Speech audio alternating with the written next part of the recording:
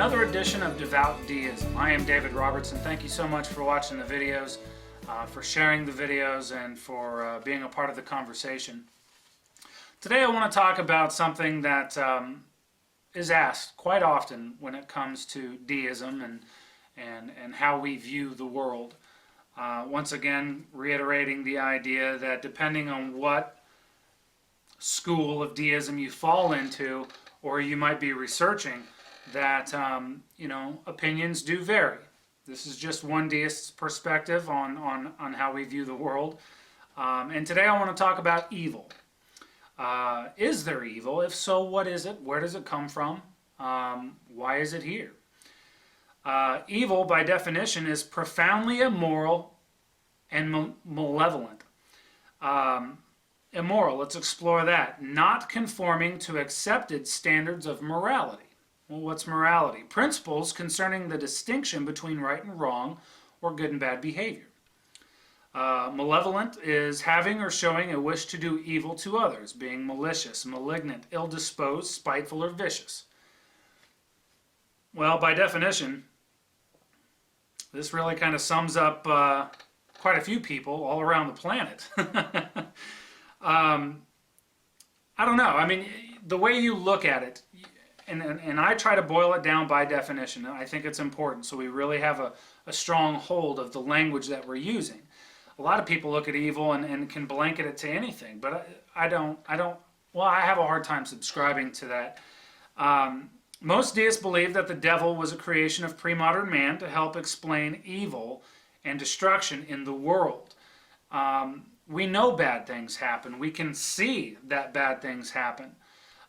Could it be a cause and effect situation? Sure, a lot of times. In fact, I believe in most part that evil is a cause and effect scenario. Essentially, evil is an act that produces harm on other humans for no other reason than it could be done. There is no element of survival, no element of self-defense, only that the person or persons committing the act wanted to bring harm and destruction to others. We've seen this in recent events, obviously. I mean, you could talk about mass shootings, you could talk about war, I mean, however you want to look at that. The evil exists because man has the ability to produce such acts. We all have choices, and those choices determine the direction that we're going to go. In cases of evil, people have made conscious decisions to harm others and produce evil. Now, the reason for their desire varies. And we're going to talk about that a little bit, but at the end of the day, this does go into the last video where I talked about free will. Making a conscious decision. I mean, a lot of people have evil thoughts. I mean, you could be driving down the road, for crying out loud, and somebody's driving like a maniac, and evil thoughts, enter your head. And you hear people use evil phrases as punchlines. Oh, I'll kill you, you know. That is a very strong way to do it, and people do joke about that stuff. So even just in playing around, we can see that that process, that idea, that ability is within each of us. Not necessarily that we want to or that we will, but that it is there. And of course, we could bring in the idea of movies or, upbringing or, exposure into that. And I mean, we do have to consider that. But at the end of the day, we have to understand that the foundation is there. But it goes into also psychological aspects, and I wanted to share some of that with you. Paul Bloom of the New York Times once reported that a growing body of evidence suggests that humans do have a rudimentary moral sense from the very start of life. With the help of well-designed experiments from the Infant Cognition Center at Yale University, they were able to see glimmers of moral thought, moral judgment, and moral feeling, even in the first year of life. Some sense of good and evil seemed to be bred in the bone. Now, this is very important for us to understand. If we have a sense of right and wrong at the very beginning of life, we have to understand that, it can go either way for any given reason.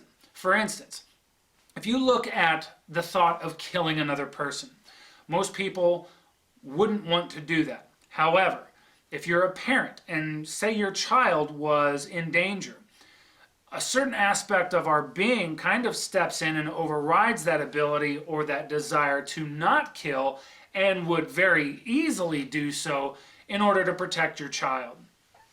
These same mechanisms can be seen in war, for instance, psychological reasons that where you normally wouldn't want to harm another person in your whole life. These ideas, these decisions can be overridden. These initial decisions can be overridden in order to complete the mission, to defend yourself, to defend your partner, to whatever, your family, and these things are all bred in us. They pointed to socialization as being critically important in certain aspects of the development, but this is not because babies and young children lack a sense of right and wrong. It's because the sense of right and wrong that they naturally possess diverge in important ways from what we adults would want it to be. One could say product of one's environment as a point in case, role models, heroes, friends, influences. For instance, if you're in school and you're around a bunch of thug kids, the kid who's around all these thug kids kind of ends up being a little thuggish himself. Usually the parents step in and try to correct the action or behavior, but friends do tend to group think, and I guess that's something to take into consideration. But all of these really kind of play a part in what might end up being one's own moral compass. For instance, if you're a child, say you're an early teenager, and all of your friends are gangbangers, the chances of you joining that gang are substantially higher than if your friends weren't gangbangers. If all your friends were a part of the chess club, chances are you'd probably end up being more around that group than you would the gangbanger side. A lot of your friends, a lot of that socialization factor does take precedence in a lot of ways. And what we know is that bad people can do some horrible things. But they've also been known to do some good things. Not all bad people are bad all the time, but not all good people are good all the time. Good people are known to make bad mistakes. And to reiterate that idea, all you really have to do is look at an employment situation. How many times, especially like in a retail environment, how many times can you imagine that somebody, who's around the cash all day long decides that maybe they're not going to be seen and slips a 20, or is around different product all the time and decides that maybe, hey, when no one's looking, the opportunity was there, they go ahead and take a product. It happens a lot more than you might think. So, I don't know. Business Insider recently reported 27 psychological reasons why good people do bad things. Tunnel vision being one of them. Setting and achieving goals is important, but single-minded focus on them can blind people to ethical concerns. You have a goal, you have to achieve it. That's it. That's kind of what they're talking about there. Bribery is rampant, has been for hundreds, if not thousands of years. People doing bad things because they were bribed to do it. Social bond theory, when people feel detached from the goals and leadership of their workplace, or of their given situation, they are more likely to commit fraud, steal, or hurt the company or family member via neglect. Self-image determines behavior. People who have a strong sense of themselves as individuals are less likely to do unethical things. Time. In a study, a group of theology students were told to preach the story of a Good Samaritan, then walk to another building where they'd be filmed. Along the way, they encountered a man in visible distress. When given ample time, almost all helped. When they were deliberately let out late, only 63% helped. And when encouraged to go as fast as possible, only 90% ignored the man. I think that kind of says a lot for that. I mean, you could be driving down the road. If you're in a hurry, you see somebody stranded, are you going to stop? A lot of people bypass that. But if you have ample time, you're feeling generous and maybe feel safe, you'll pull over and help. Not that that's a bad thing, but it kind of gives an idea, and I guess that's the point in what I'm sharing with you, is that there is an opportunity to do bad things, and it does present itself. Self-serving bias. Few people believe they're average. Most think they're smarter and more ethical than those around them, leading to feelings of injustice. And when they feel feelings of injustice, obviously there is a turn where, hey, I deserve mine too. and then obviously unethical behavior tends to follow that. Extreme wealth or environments that reflect it can lead to unethical behavior because a lot of people feel they're above others. The way that people are seen and treated influences the way they act. When people are viewed suspiciously and constantly treated like potential thieves, they're more likely to be thieves. It's like, this kid, maybe imagine a child who maybe doesn't dress as well, doesn't have the money. Maybe his family doesn't have the money to dress him as well as the other kids. So he goes to school and all these kids think of him as a thug, scum, if you will. Eventually, over time, they're going to start believing that. And I attribute this also to the wife or to the girlfriend who's constantly beaten, constantly belittled, and then eventually feels she has nowhere to turn because she truly does believe that the beatings she gets are justified, and the feelings of being worthless are also warranted. Nothing could be further from the truth, obviously, but they believe it because over time that's what they've been, led to believe, and for whatever reason they believe it.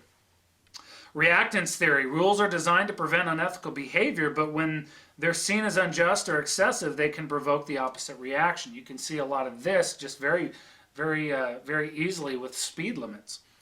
Obedience to authority is ignored in our culture and workplace. When someone in a position of authority asks someone to do something unethical or illegal, they can find it difficult to say no. You want to be a team player. You have a goal. The boss comes up, say, hey, I need you to do this. You know it's wrong. Do you follow suit anyway? A lot of people do. I'm sure a lot of us can relate to that in the work environment. Powerful people appear more corrupt because they're caught more publicly. However, a recent study found that when given power, people set ethical rules much higher for others than they do themselves. When people see disorder and disorganization, they assume there is no real authority. In that environment, their threshold to overstepping legal and moral boundaries is lower. Positive and ethical behavior can sometimes engender an opposite reaction. If total damage is limited, people feel as though they can take more liberties. For instance, nobody's going to notice this. We don't have a theft problem here, so if I take just a little bit, no one's going to notice, and no one's surely going to think it was me. When a figure in authority asks someone to skirt the rules, they want to seem like a team player. I talked about that a little bit. In situations where there is clearly defined winner and loser, people are more likely to cheat. When people's actions differ from their morals, they begin to rationalize both to protect themselves from a painful contradiction and to build up protection against accusations. How many times have you probably seen that in the workplace, let alone the home environment? Attaching fines or other economic punishments to immoral behavior can have an undesired effect. Once something is cast in those terms, it loses its moral connotation and becomes an entirely different calculation. Rather than being about whether something is right or wrong, it becomes an economic calculation about the likelihood of getting caught versus the potential fine. Once again, we talked about speed limits. People break the speed limit all the time, and it's a calculation. Will I get caught? What are the odds of me getting caught? If they were caught every single time and had to pay an enormous fee, chances are they would stop doing it, but that's seldom the case. The rewards of unethical behavior are something people struggle with on a daily basis. As simplistic as it sounds, people who are hungry or tired have less self-control. And of course, you will see that obviously with the hungry. If you are starving to death, chances are you're going to steal some food, maybe some money to go buy yourself some food. And you'll see that more and more along those lines. Big thieves usually start out as small thieves. One way such actions become a slippery slope, leading to ever greater misconduct, is the feeling that there's no way out.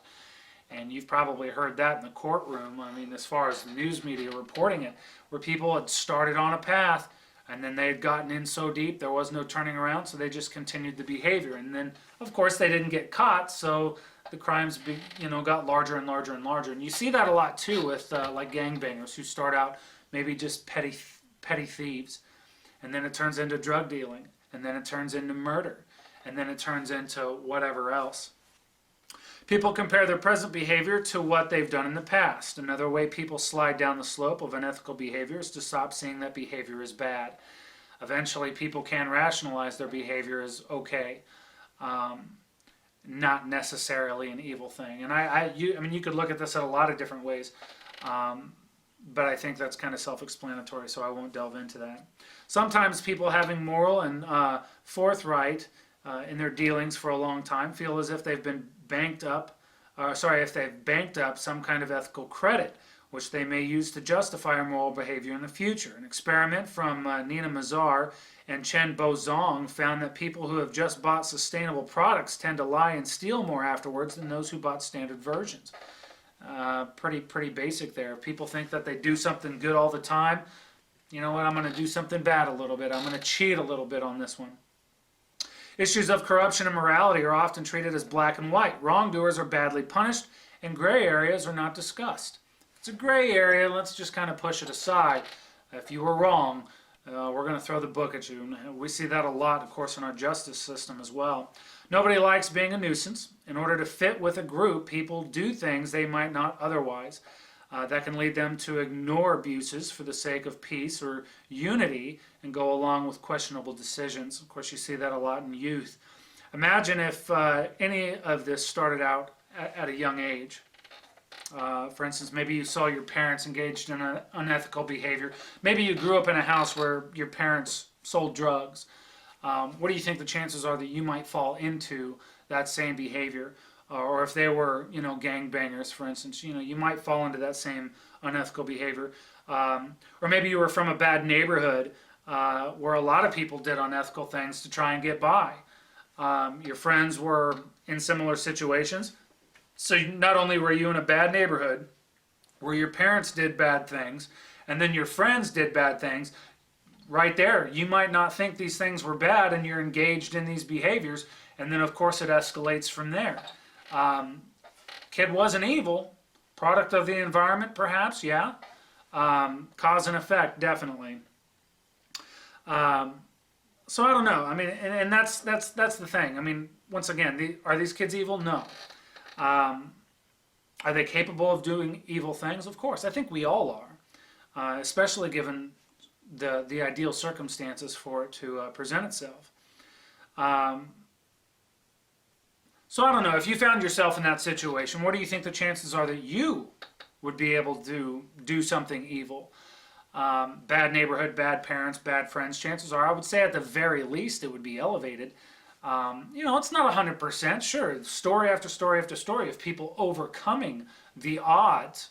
But see, they call it overcoming the odds because the odds are definitely in the favor of them growing up to be bad people, per se. And once again, not bad, but, well, doing evil things, the ability to do evil things. And I would say it takes a strong person to overcome temptation when opportunity for immoral behavior presents itself.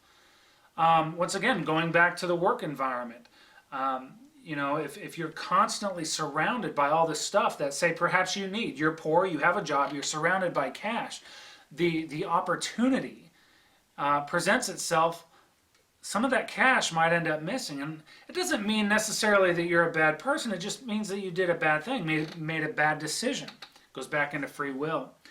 And then so let me present this to you. Because, a lot of people probably do debate what I'm talking about here, and that's fine. Once again, not everybody believes the exact same way. But let's say you saw a gold bar. You're walking, maybe you're in whatever facility, you're in a building, and you look over and you see a gold bar. Perhaps tons of gold bars. It's irrelevant. Maybe you think, one's not going to end up missing. No one's going to miss this one gold bar. You have the opportunity. Nobody's looking. It's exactly what you need. You know it's worth maybe hundreds of thousands, maybe millions, who knows. No one's looking. And let's say you rationalize that there's little thought that you're going to get caught. What do you think the chances are that that gold bar is still going to be there? I would venture to say that more times than not, that gold bar is gone. The fact that I would even say that kind of alludes to the idea that, yeah, evil does present itself. Now, is that evil per se? Well, it's stealing. And if you're capable of doing something like that, chances are you're capable of doing something else. And like studies have shown, usually things escalate over time, the slippery slope, if you will. And keep in mind, I'm asking this question to mostly good people and moral people, okay? So when I'm talking about the gold bar, I'm recognizing the fact that you're watching this video, you're probably a moral person. Um, at least in part. So imagine for a second, once again, that you're a bad person from a bad neighborhood with a bad friends and bad parents. That gold bar is definitely gone. I mean, let's just be real about it. So consider this: not conforming to the accepted distinction between right and wrong or good and bad behavior is not uncommon. And as we've seen, it starts out small and grows over time. The evidence points to a natural phenomenon that I often refer to called cause and effect. People don't start out rapists, murderers, thieves, what have you, adulterers, wife beaters. They don't start out this way. It happens over time. Of course, this leads me to the idea that evil people, or that evil doesn't start out as evil. It's fostered. It's fostered in people. And how do we stop evil? Well, in a lot of ways we can't, but a way that you can help, and this just goes back to just being kind to your neighbors, treat others as you'd want to be treated yourself. Pay attention to your children. Try to teach your children the right from wrong. Lead by example. Don't be that parent who says, well, do as I say, not as I do. That's important. Lead by example. Love your neighbor. Be kind. Go out of your way to help the neighbor when you can. You never know when a hateful comment or a snide remark can be that final straw that creates the evil. And you've seen that in, well, I'm sure numerous news stories where they just snapped, couldn't take anymore. And that's kind of what happens. You can only push somebody so far. So I think kind of sums up what evil is. There are varying degrees, of course, and for numerous different reasons, not all of which we can control, and not all of which we can always recognize in the moment. So just something to consider. Ladies and gentlemen, this has been another edition of Devout Deism. I encourage you to like the videos you like, dislike the ones you don't, share the videos you enjoy, and comment as you see fit. That's all I got for today. We'll see you next time.